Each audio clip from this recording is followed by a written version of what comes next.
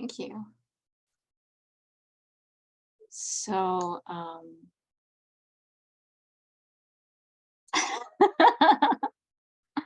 I did this one last year in a DIY panel, and then people said, "Why don't you put it on the schedule?" So decided, let's put it on the schedule.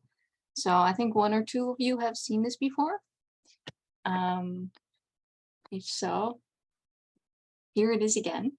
Yeah, so we're being recorded.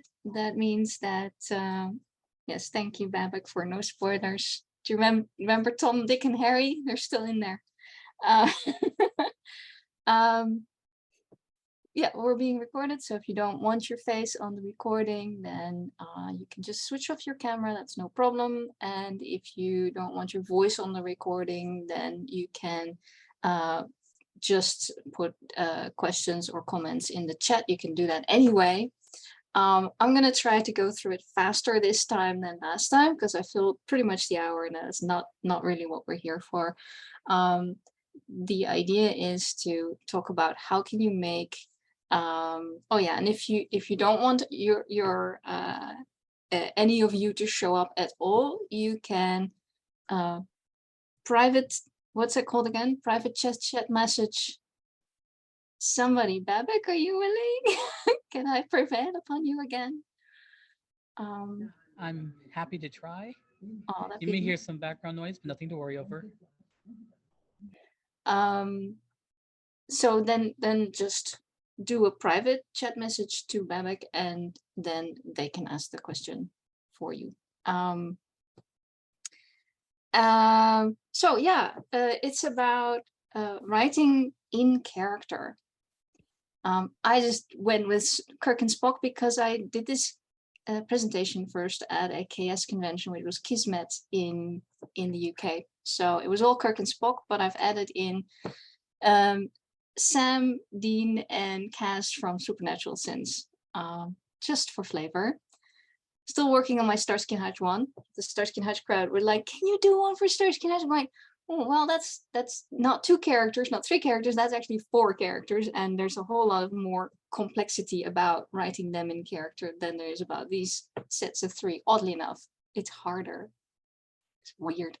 So I'm a non-native speaker. I am Dutch. English is my second language out of about 6 or 7, not all of which I speak to conversation level, but I've had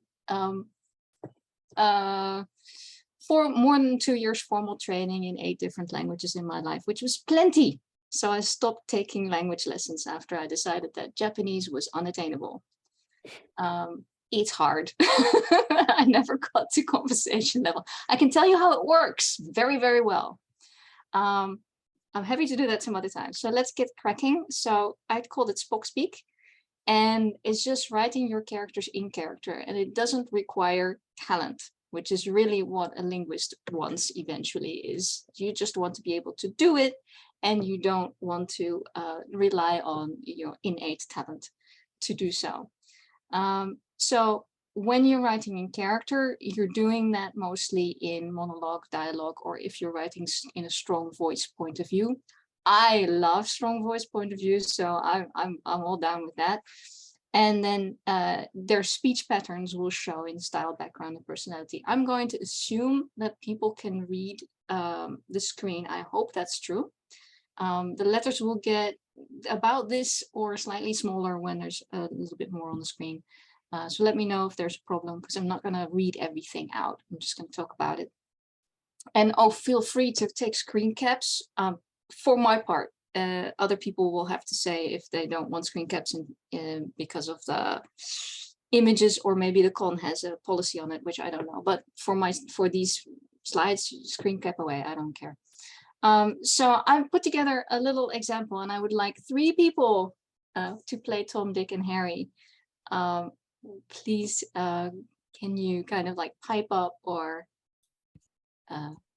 raise a hand or something like that? Yay, math. Would you like to be Tom, Dick, or Harry? Doesn't matter. All right, I you're guess Tom. Tom. Tom. Okay, Candy, are you okay? I'll play the Dick. You're the Dick. Awesome. And Dini, you're Harry. Thank you so All much right. for volunteering. Go take it away. Okay, so hey, that was a close one. Not on my watch. I wasn't going to let Harry die. I wasn't in that much danger. You were poisoned with the venom of an Hungarian slime turtle. I needed to save you and make sure you're okay. Dr. Dick made an antidote for me. Thank you. I should be getting back to my station, my friend. You can't leave till I've cleared you. Both of you. Okay. Now behave, both of you. And Awesome. scene. End scene. Love it. Love it. So this is basically, other than people are a little sassy, they don't really have anything showing in the dialogue who they are. They could be any Tom, Dick, and Harry, especially Dick, you know.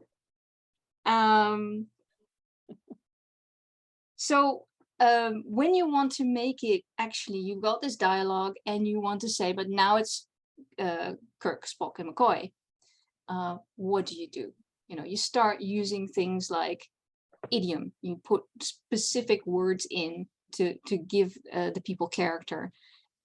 Preferably things you recognize from the show. But if you're writing original fic, of course, you can have your own particular slant on a particular character. Yes, keep it simple. These are some examples of things that the canon gives us, and every canon has something, no matter how bland. Even Hallmark canon will have something. So that's the kind of stuff that really gives the reader the sense of, haha, we're here, we're doing Star Trek, or whatever your particular fandom is at the time. I would just go with no phonetics. I'm a stickler for just do not write out sounds. If you want things to sound different, then you can do things like Scotty. He has some Scottish words that hopefully your readers know these Scottish words. So that's another thing to look at, is that you have to figure out what your base of operation is with your reader, of course. Then it gets a little bit more complex when you do something like the Russian that Chekhov speaks. Still, I would still advise no phonetics, no wary. Just let him speak with things that are specifically Russian in this case. You know, they don't use articles, so a Russian accent wouldn't use articles. if you're gonna write little that I can't read it, yeah, I cannot do a Scottish accent, but that sounds great. It was more just that whole concept of, if you have a Southern accent and you're going to cut everything off, or if you have a Scottish accent and you're going to try to pop everything, I'm going to stop reading you because you're going to give me a headache. Exactly. Cannot do it. Just don't do it. If you must, 1 or 2 words per like chapter. It's just not great for readers.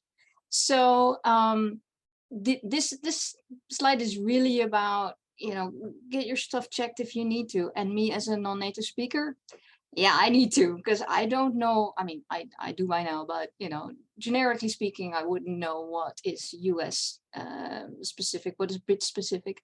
Also, if you're a native speaker, this can be a thing, because you may be living in an area that just you've never been exposed to. You know, your first British show is Sherlock, and you're like, I want to write it, or Harry Potter. This happens a lot in Harry Potter because there's a lot of young fans, or used to be, and they just didn't realize that there are certain things that Brits don't do and Americans do, or vice versa, and all of that, and things used. And so I got the rubbish bins and the spuds and the trash can and the potatoes. I lived in the UK for 3 years, and they do not use the word trash can.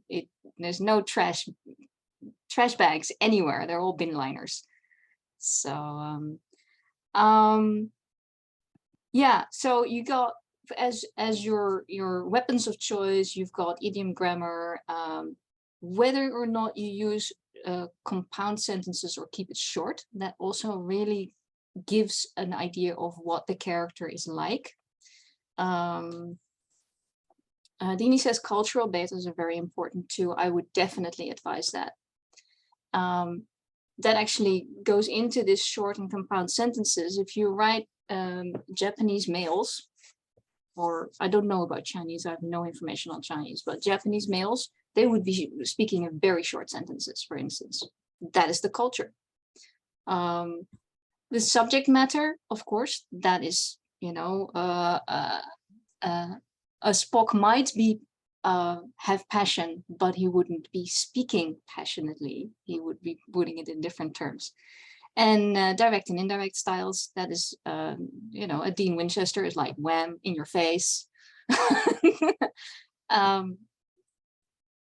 So when you're writing a story, the easy way to think of it is just 1 in 3 sentences. You put something in. That's enough for the reader to hold on to and keep feeling, oh yeah, this is my character. You don't, 2 out of 3 sentences can be just plain English or whatever your language is. We're going with English for a moment.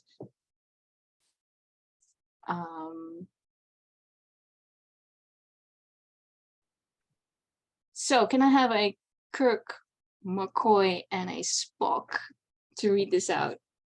Kirk. Yeah, you got it. You're Kirk.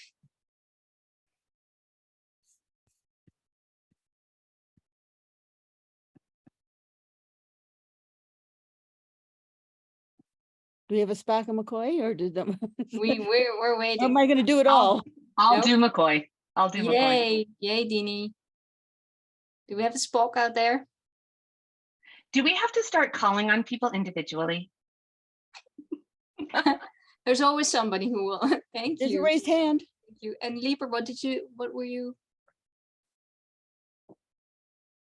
Oh, okay. Right. So let's do this first, and we'll take the hands later. Okay. Kirk, ready? take it away. Bones. That was a close one. This old country doctor wasn't going to let that green-blooded encyclopedia check out on us.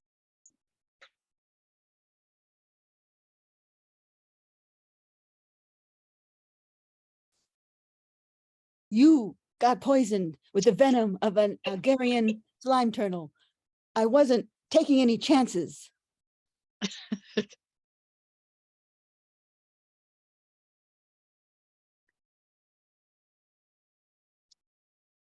You ain't leaving here until I say so. Did I say so?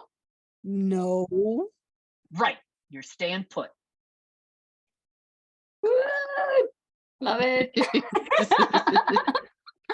That's awesome. I'll expect our Emmys in the mail any minute now. Yeah. I will be wrapping them right after this panel. This is fantastic. So it gets a lot more color, right? And it's, so what have we done is the question. So one of the things that we do is you don't make anybody sound like anybody else. So if it's Kirk saying the same line, McCoy saying the same line, and Spock saying the same line, they actually have to be saying something else. And the letters here are a little smaller, but I did put in what kind of the general gist is of why this line is the way it is. And we'll get into that a little bit more in the section where I just go for every character separately. So Kirk has a style, and Kirk also has what he doesn't do, and all of them do. So Kirk is actually a very generic American human being, which is odd when you think about it, because he's a futuristic Starfleet captain, and he should be speaking. Maybe that's why Shatner does that. I don't know, because his lines were plain. And it's always grammatically correct. That's one of the things that is one of the easiest things to give your character with. Is it grammatically correct, or is it not grammatically correct? Can you mess with the sentences or not? Now, and what he doesn't do is just as important. He doesn't swear. He doesn't do future speak. There's very little technobabble in it, because the technobabble is given to other people. So he also doesn't speak like he's today's guy. And we'll later see that in the supernatural section. Is they're very today people, except for Cass, obviously. So not much idiomatic stuff. Idiomatic, of course, means like colorful language or specifically word choices that you could also say more plainly. Now, Spock. Clearly, he is bookish, and that's the easiest way to write Spock. It's like pretend you're an emotional manual.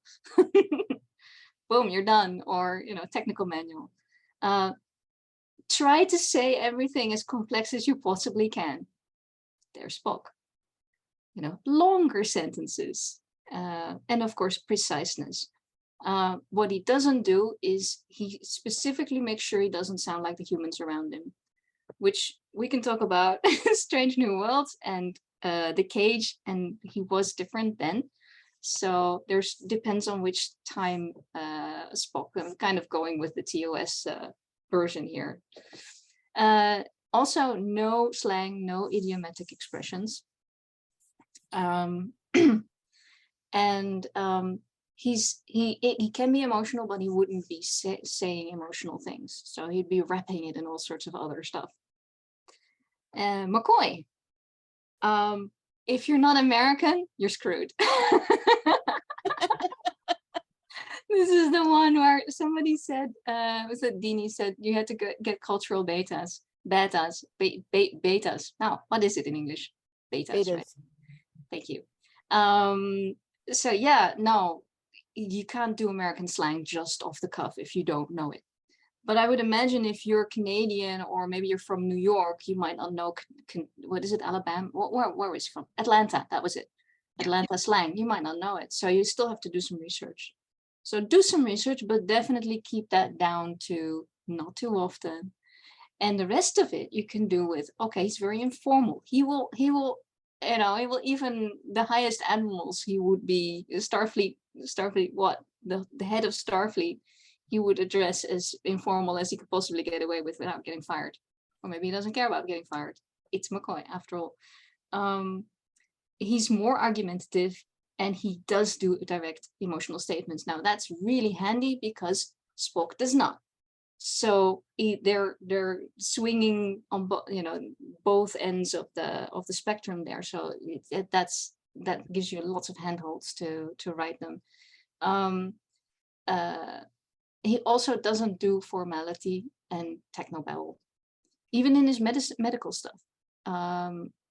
He still kind of puts it in emotional terms, but that's the kind of thing that you can, for your character, you can go look at these things, is how they actually deal with, if it's an informal character, but what do they do when they're actually doing their job?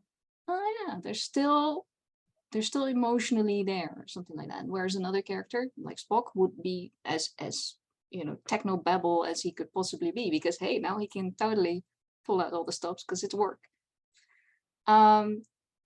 So the nitty-gritty in linguistic terms is Kirk uses Anglo-Saxon English. That's the English that was there before, effectively before the Normans. Mm-hmm. So for a European, it's fairly easy to understand that would not have Latinistic terms, Latin-derived terms, because French is a Latin-derived language. Kirk doesn't do that because he doesn't need to do the technobabble because he's got Spock and Scotty to do the technobabble for him. He does use longer sentences when needed, but everything he says is plain and directly what it is. Spock uses compound sentences all over the place. Compound sentences is when you go whereas, therefore, seeing as, all of that. You just keep making the sentences longer and longer. One thing I always tell Dutch people, and I probably have to tell this, to French people, and I've edited some French people in English, is like, you got to chop up your sentences, because we do that. We make these sentences super long in English, and English just doesn't do that. But if you're Spock, you do. So do it on purpose. Break the rules on purpose. That one wasn't supposed to show up because I was trying to do it in the presentation. I couldn't get this thing in presentation mode, so ignore this thing. So the Anglo-Saxon oh, sorry, that's McCoy. So he does also Anglo-Saxon. He doesn't really do techno babble Latin verbiage, but he does slang, which Kirk doesn't do. And he's very messy. And yes, messy is not linguistic, but damn, it works. So, oh yeah, I need a Sam, a Dean, and a Castiel for the next slide.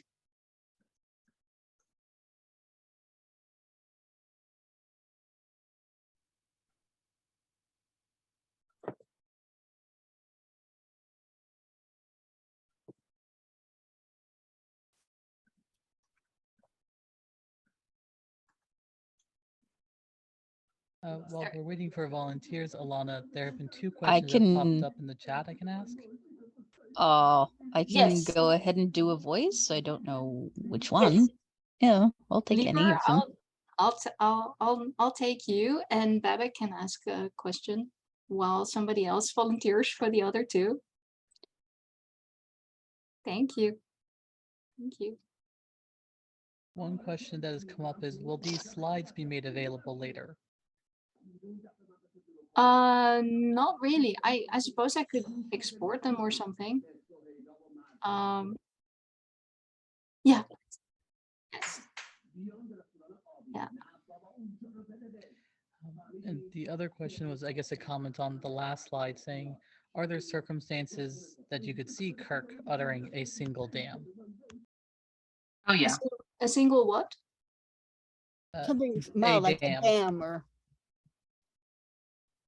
those damn Andorians, you know. Oh yeah. I think he swears a lot. Why not? But you know, we don't get to see it on his PR. You know, the show is all PR, isn't it? It's like this is what Starfleet wanted to show us. And they're not really speaking English, they're speaking Federation standard. Yeah, true. Why are we speaking? That's why his speech is plain, right? Right. So we've got Leaper and Care, and who was the third one? Who Care is Sam, and Leaper, can you be Dean? Do you Sure. want somebody to do Castiel? You can't be me.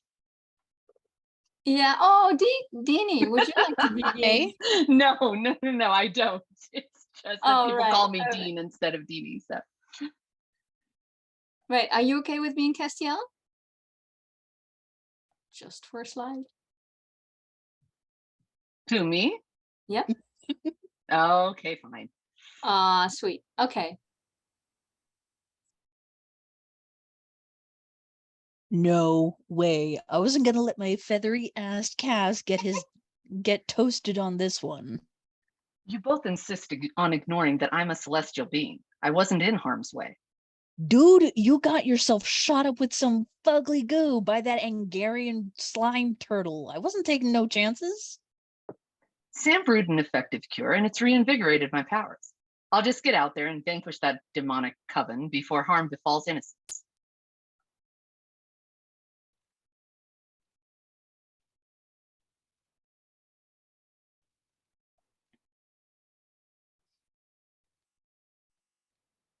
No.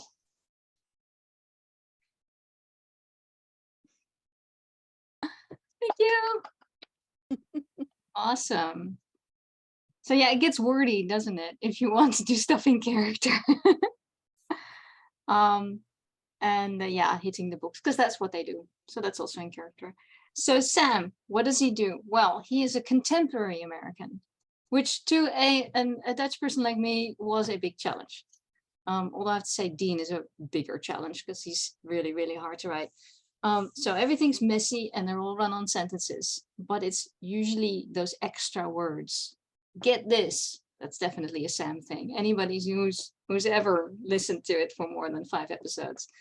And yeah, emotionally charged, because they're not aliens. They're not even in any sort of disciplinary military. They're being themselves and they're dealing with things, and it's a horror show, so everything has to be all immediate. What he doesn't do is swear, because it's the CW. Although there's a lot of dick and I think dams and stuff. Bitch. Bitch, hell, What the hell? Yeah. And bitch, of course, goes to Dean. So Sam's not allowed to say it. Poor guy. He doesn't actually do outbursts, which is interesting because there's a whole lot of very emotional Sam fanfic out there. He doesn't overdo the dude speak, but he does do dude speak, but Dean overdoes him. He's just so much better. He's very intelligent. He's actually so incredibly intelligent because in one episode he says, yeah, I translated that using my ancient Aramaic, and I'm going, hold horses, you what? Because he went to university for a law degree, so he did that by himself. He's that good. So Dean. Dean's easy, right? No, Dean's hard. So dude speak, I had to learn dude speak for writing Supernatural, which later I found useful for writing Huggy Bear in Starsky and Hutch fandom, but you do have to roll it back 50 years, which is again another thing you have to look into. Yeah, cultural stuff. It gets complicated writing fanfic. So Dean doesn't finish his sentences. He barely even starts them sometimes. It's very interesting. If he can make it grammatically incorrect, he will, because we know he can do it, but he's just either lazy or he's just hamming it up. And similes and mixed metaphors. So also mixed metaphors is basically taking two similes and using them together, starting the one, ending with the other, which is bad, it's bad writing, it's bad speaking, but he does it on purpose. It's his style. And he's just inherently rude, which is also very cute because there's so much fanfic out there where he's just absolutely sweet and lovely and adorable, but he's actually quite rude in how he speaks. So he's also not in his statements, he's also not directly emotional. He's exactly like Spock in that, which is odd. Very intelligent, but no education, and he does not apologize for it. So, and of course he's a man of action, so he's effectively a general. That's how I see him. Whoops. Cass is difficult. So many fans get Cass wrong because they write him like he's a Winchester, and the moment that the fanfic starts like that, I'm kind of like, can I even sit through this? Which is really sad because some of the stories are just as good, even if it's the writing or the story. It doesn't have to be everything at the same time. Biblical. He speaks, he has a different point of view. If you can get that across with and his sentences are actually quite compact. When you listen to him in the series, sometimes it's actually like, I'm surprised Misha gets those words out the way he does, because it's not easy text that he has to say. And yeah, awkward. So if you can get it as awkward as you can think of, or even more so, yay, that sounds like him. And he might be neurodivergent or emotionally inexperienced. Either way, it's a good slant to take.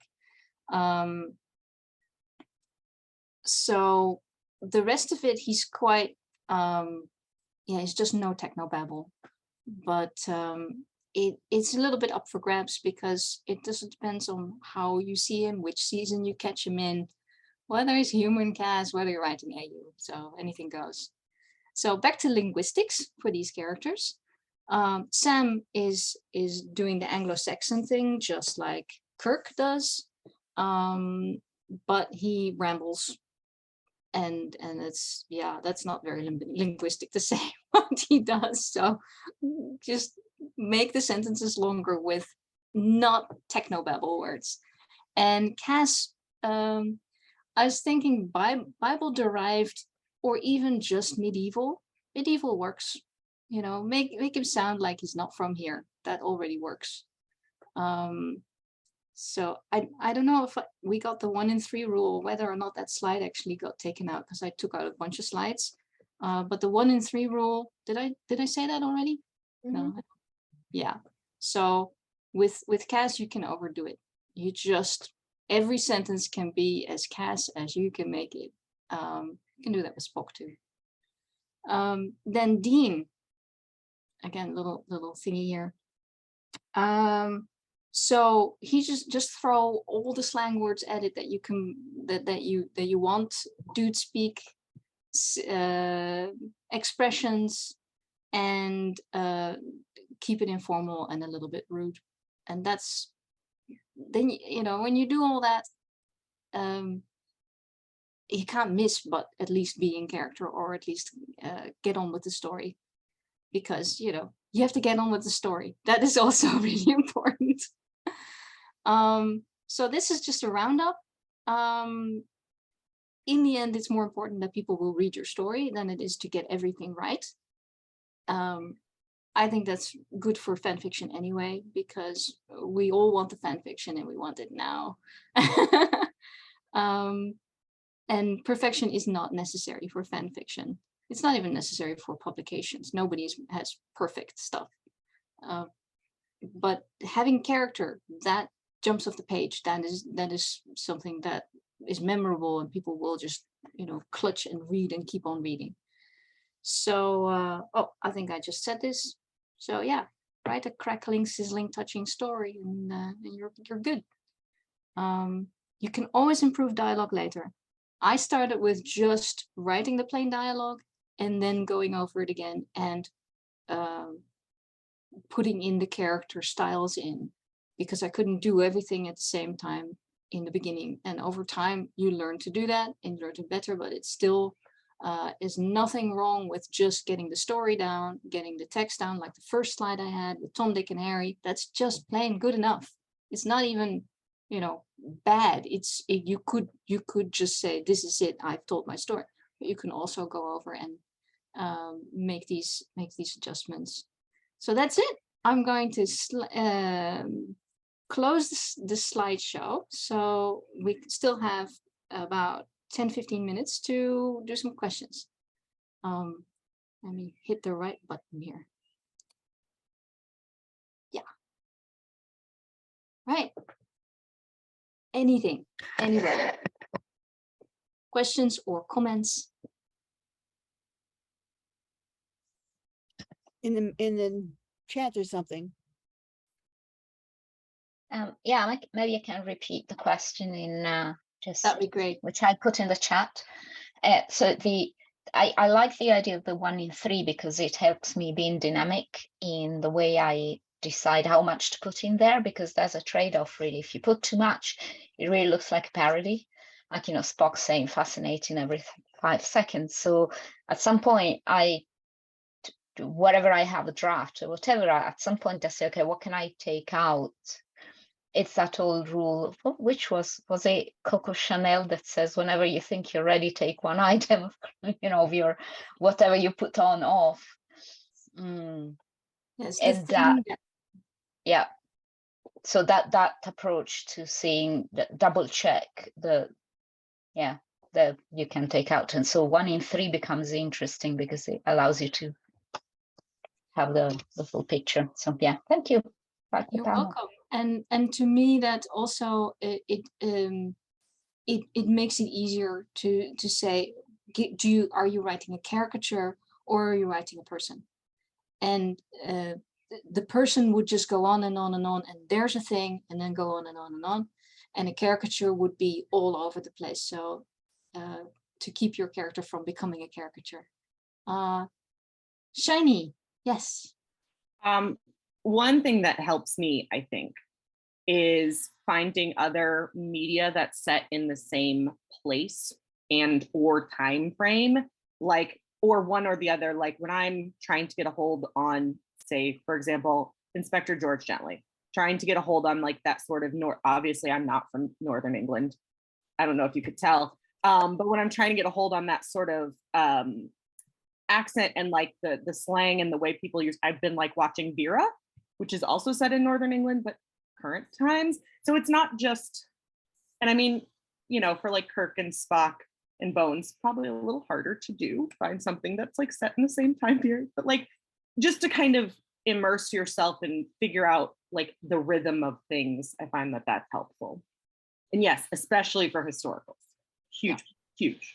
Yeah, and if you know some things about that, either that culture or that history or that time period, put little things in, again, 1 in 3. You know, if you want to put 3 things in the scene that are so specifically that, put 1 of them in and just let the rest go and get on with the scene. It works for a lot of things. Yeah. Dini.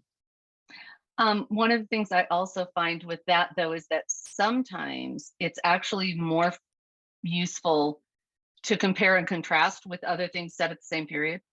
So if you take, say, John Wayne / spaghetti Western of any kind, plus Magnificent Seven, the television show, plus Alias Smith and Jones, and you take those 3 and you compare and contrast among them, you come to some sort of middle point. And because Magnificent Seven is very in the vein of spaghetti Westerns, Alias Smith and Jones is very much not.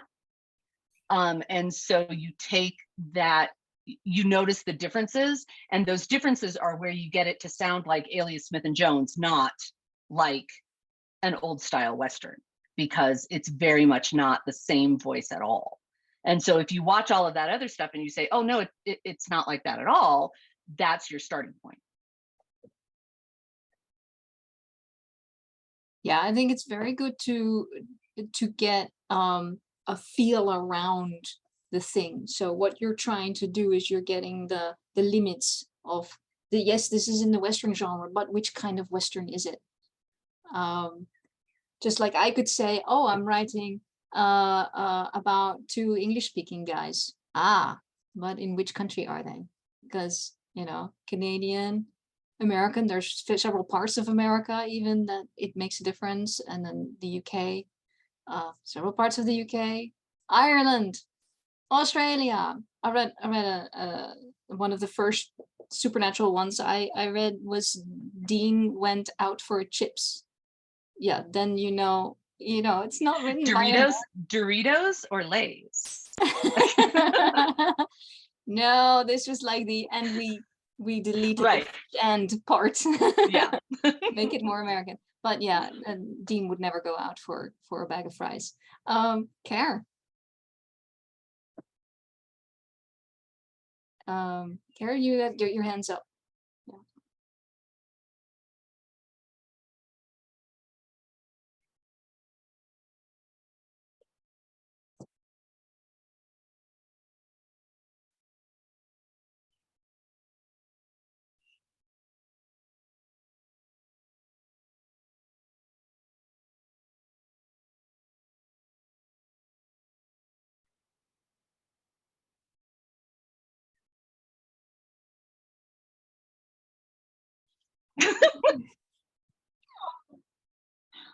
Oh wow, who wrote that? What country?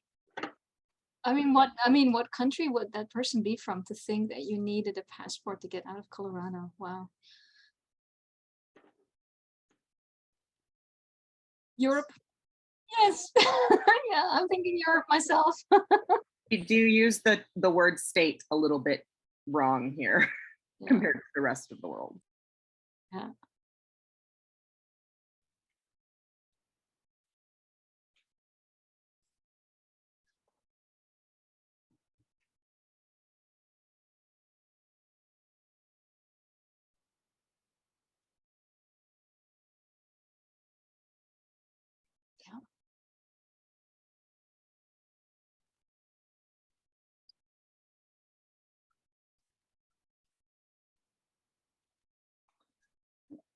I think one of the things that bothers me too, just because I write in fandoms where we have alternate universes that are in completely different times and settings, is having them use the speech that they would have used in their initial setting in that other setting. So like it's set in the 1870s and people speak a different way.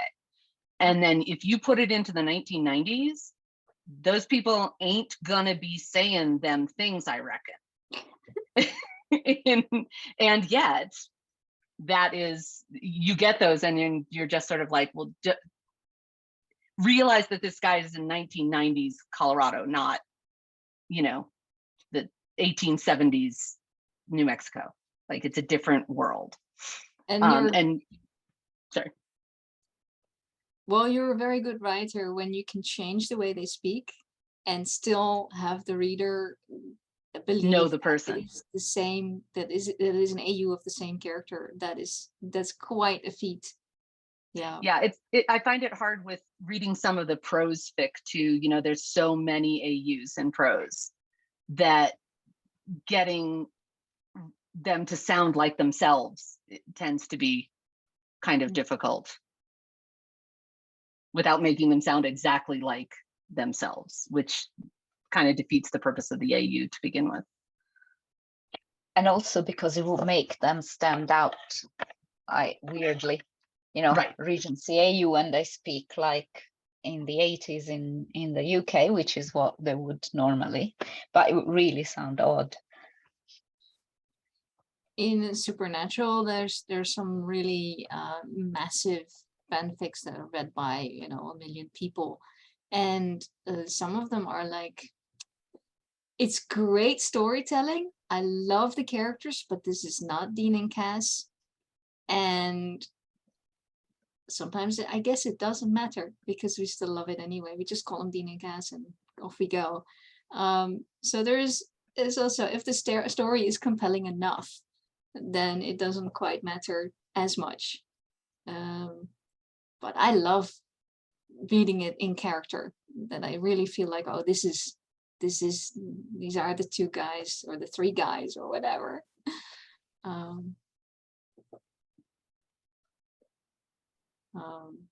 Yeah. Shiny says original fiction with face claims. So you literally, you just put the face on and yeah. Dee says, what do people think about cleaning characters? Not making enough time relevant prejudices, etc. that they actually have. So in Starsky and Hutch fandom, that there's all, and I would imagine in a lot of other fandoms, there's a lot of period typical blah blah blah, period typical violence, period typical homophobia, you know, self was again where you self homophobia, that kind of stuff. Francesca. Internalized is the word for that, but that's the one. Thank you. I would say for me, like, obviously the idea here is that maybe you don't like that stuff in your fic. You want your fic to be more modernly moral, or you don't want to deal with things or whatever. And I think that's legit. In terms of keeping it sort of in character, like one of the things I sort of look at is, it's like they're speaking standard, not English. What would the format do? So like for Dean, right? People are like, he clearly says motherfucker. He says mother on Supernatural. He's clearly supposed to be saying motherfucker, but like it's on TV, so they can't say that. And so for like Starsky and Hutch, you have to ask yourself, like, okay, well, what is actually historically accurate? Because if we imagine that Starsky is indeed Jewish and he's from a certain kind of background and blah, blah, blah, like what would he actually think about racial equality or various activist movements of the 70s? Not what does mainstream TV think, or, you know what I'm saying? Like I'm not saying you give them no prejudices, but it's totally possible to say, hey, there's some prejudices in the show that I think are kind of the network. And I think it's totally historically plausible that a guy with like this kind of background doesn't actually think that. Maybe he uses some off-color language, or he uses some very PC in that era and not PC now language, but maybe he actually has very progressive ideas. It's just not how it turned out always on the show because it's a show or whatever. So I think there are like different ways of sort of deciding what's in character too. Yeah. And there is, especially in Starsky and Hutch fandom, there is definitely in the fanfic, there's a lot of swearing when a writer decides, no, these guys would swear seriously. There's a lot of fuck going on, and that's fair, because why wouldn't they? It's just, you know, they're dudes in the 70s. Dini, you were about to say something. Sorry, I sort of feel like, so we were having a discussion yesterday about Berna in Tatort and how he at different times in the persistent present that is Tatort, shows himself to be a little bit misogynistic, a little bit rude and obnoxious. And granted, his character isn't like that through the entire 20-year run, so you can pick and choose, and you can choose your persistent present to be when he wasn't being an ass. And that's perfectly valid. But there are characters who are like presented as this character is racist or this character is homophobic. And not necessarily shying away from that. And is like, what do you think of the answers of them doing what I call an Obama, where they held one thought process and then they grew and then they held another thought process, but just making the person assume that either you didn't see the racism in the show or they got beyond the racism at some point off screen between the show and your fic. Because I think again, that's losing, like, that the whole concept of Starsky and his Jewish upbringing. Like, what can you get out of that as character development, starting the character from where they actually were? Yeah. I think there's an enormous amount of racism in Anglophone television. So not just American, but all of it. Certainly in the Starsky and Hutch stuff, a whole lot of stuff was just not discussed, and that these days is not different. Supernatural had a whole lot of stuff not discussed, and that's a very recent show. So some fans don't address it very much in Starsky and Hutch, the only one I can answer for really. But I just wrote a story where it is addressed very much what the political situation is like for Starsky, and also writing that one's going in the conzine for ShareCon, so it won't be on AO3 until that happens. But I'm expecting some backlash from that, because I'm like, really, now I'm just writing how it is. This is what he really would think. I'm working on a longer piece where he's Orthodox. He's from an Orthodox background, and I don't care if the show never intended to say that. Fans can write what they want, and that it cannot be easy for him. And Huggy, and also the few people of color that we've had in Supernatural. Unfortunately, sci-fi shows like the Star Trek and stuff have a whole different not problem or lack of problem with race and all sorts of identities, but the production has, it's only now that we get series where they have enough diversity and enough women. Finally the bridge was full of women and it wasn't the plot point. I'm being told I have to stop. Babak asked a question still about whether characters can change through exposure to others. In the case of Cass, who changes his language, and Due South, where Frasier changes his speech patterns. That's what part of your story. Make it work. Just go for where you want that story to land in the show, and which bits and pieces you want to bring in. And if it's not very clear, you just have them have discourse about it in your story. But I think I have to wrap it up. Everyone, thank you so much. Also the readers for doing fantastic performances. I love them all. Thank you for listening.